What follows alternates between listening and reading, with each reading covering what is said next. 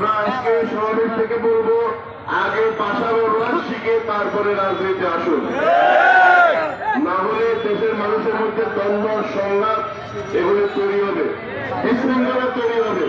এজন্য বলি, আগে আপনারা শিখেন, কাউকে গুরু মানেন, গুরুর পিছনে থাকি, রাজনীতি শিখেন। হঠাৎ করে নেতৃত্বের হঠাৎ করে অনেকে মন্ত্রী মিনিস্টারের মতো আচরণ করতেছেন, সরকারি দলের অনেক বড় বড় নেতার মতো আচরণ করতেছেন, এগুলি ঠিক না।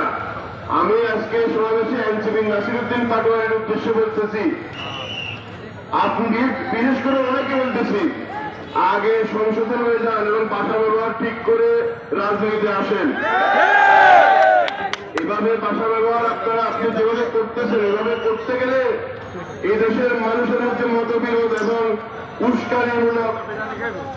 উস্কানিমূলক তৎপরতা বলে মানুষ আপনাকে মনে করবে। আজকে আমি এই সমাবেশ থেকে সকল কটূক্তির প্রতিবাদ জানিয়ে এবং আগামী নির্বাচনে সকলে ঐক্যবদ্ধ থেকে আবার ধানের শীষকে বাংলাদেশের রাষ্ট্র ক্ষমতায় ফিরিয়ে এনে দেশের জন্য এবং খালেদা জিয়াকে আবার দেশের প্রধানমন্ত্রী হিসেবে আমরা ফিরে পাবো।